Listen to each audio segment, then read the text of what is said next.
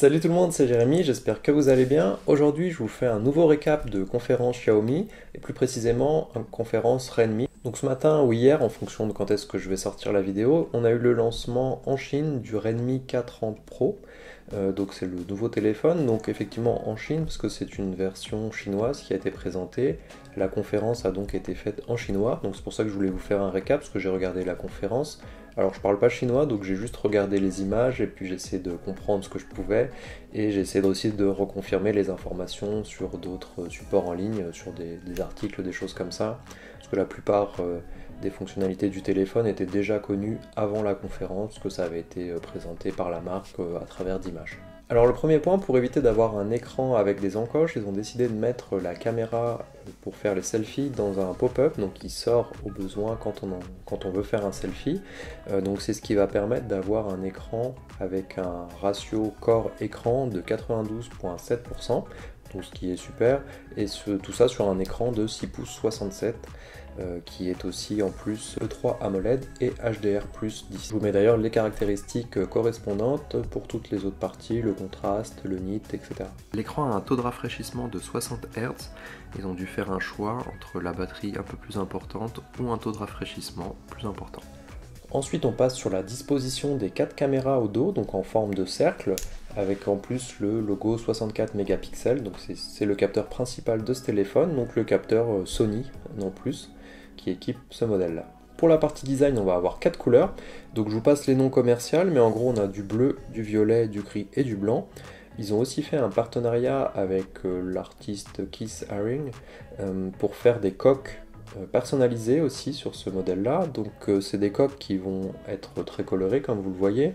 Et ils seront vendus au prix de 49 renminbi, donc ça fait à peu près 7 $, donc c'est pas très cher finalement pour un partenariat.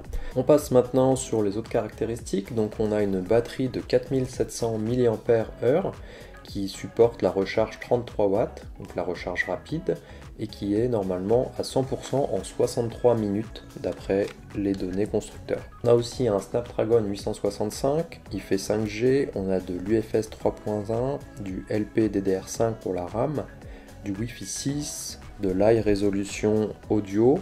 Donc comme vous voyez, il y a pas mal de caractéristiques intéressantes, on est sur le haut de gamme de la gamme Redmi, donc ça se voit au niveau des caractéristiques. On a aussi un système de refroidissement vapor chamber. Ils ont aussi utilisé des couches de graphite et de graphène comme ils ont fait sur le Mi 10 Pro, qui permet d'éviter au téléphone de chauffer quand on joue, quand on fait diverses actions qui habituellement chauffent. Maintenant on arrive sur la partie photographie. Donc on a deux versions de téléphone, la version standard et la version zoom. Donc sur la version standard, on a le 64 mégapixels de chez Sony avec un 13 mégapixels ultra grand angle, un 5 mégapixels téléphoto et un 2 mégapixels pour faire le capteur de profondeur de champ, qui sert aussi à faire de la macro. Pour le parti zoom, on va avoir à peu près la même chose, sauf qu'au niveau du téléphoto, on va être sur du 8 mégapixels et on va aussi avoir un capteur qui va vous permettre de faire du 3 fois zoom jusqu'à 30 fois en zoom numérique. Pour la partie capteur selfie, on est sur du 20 mégapixels, mais il vous propose aussi de faire du slow motion à 120 fps ou du time-lapse. La caméra principale et le téléphoto sont tous les deux stabilisés en OIS plus EIS. On a aussi des fonctions, donc la lentille macro qui fait 50 mm, on va aussi avoir de la 8K. Comme vous le voyez, pas mal de bonnes caractéristiques sur la partie photo aussi. On a aussi d'autres fonctions supplémentaires qui sont assez intéressantes, parce que le téléphone fait NFC, il a aussi un chargeur type C, et en plus un jack 3.5 qui n'est pas présent par exemple sur la série Mi. Le téléphone est aussi IP53, il est fait en 3D Corning Gorilla Glass 5. Et on arrive enfin au niveau du prix. Donc ils ont fait une petite animation aussi pour le prix. Donc ils ont d'abord affiché un prix de 3299 renminbi. Ensuite le présentateur reçoit un appel et en gros on lui dit de baisser le prix ou quelque chose comme ça vu que je ne parle pas chinois, pour arriver à un prix de 2999 renminbi pour la version 6 Go et 128 Go de stockage, ce qui correspond à 400 € à peu près. Donc je vous mets aussi le prix des modèles de toutes les gammes, parce que vous voyez il y a plusieurs modèles avec les différentes tailles de stockage, de RAM, avec le prix. Donc sur la gauche c'est la version standard et à droite la version zoom. Alors en plus de ce téléphone, Redmi a annoncé deux autres produits. Donc le premier c'est un genre d'assistant vocal avec un écran qui vous permet de passer des appels, de jouer à certains petits jeux, je crois d'avoir différentes choses sur des réseaux sociaux chinois. Donc ce sera pas forcément utile en France. Le prix il est de 45 € à peu près, donc c'est pas très cher.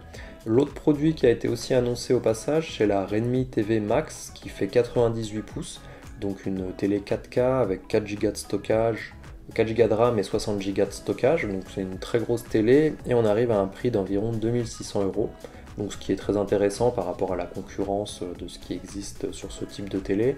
Bien entendu, vu la taille du paquet, je suis pas sûr qu'on puisse se le faire livrer en France dans tous les cas, donc il faudra patienter si un jour ils décident de la sortir par ici. Alors voilà pour les produits annoncés. Alors il y a certaines rumeurs qui disaient qu'ils allaient peut-être présenter le nouveau Redmi Book, l'ordinateur portable avec des processeurs Ryzen, ce qui n'a pas été le cas, donc j'espère que ça sera bientôt le cas parce que ça m'intéressait pas mal. Je ne sais pas si ça vous intéresse d'ailleurs, les ordinateurs portables Redmi ou Xiaomi que je pourrais éventuellement tester. N'hésitez pas à me le dire dans les commentaires. Voilà, donc pour la conférence, donc c'était assez intéressant. Là c'était une conférence en chinois, donc forcément j'ai pas pu suivre l'ensemble de ce qui a été dit, mais au niveau des points principaux ça a été assez facile de suivre. Le téléphone, le Redmi 430 Pro a l'air vraiment intéressant, il y a beaucoup de bonnes caractéristiques et on arrive à un prix d'environ 400 €, donc je pense qu'on va être à peu près à la moitié de ce qui est fait sur le Mi 10 Pro par exemple, alors qu'on est avec certaines caractéristiques qui sont assez proches, par exemple au niveau du processeur, au niveau de la taille d'écran. En plus là on n'a pas d'encoche, avec un écran qui fait vraiment toute la taille du téléphone, donc c'est plutôt cool.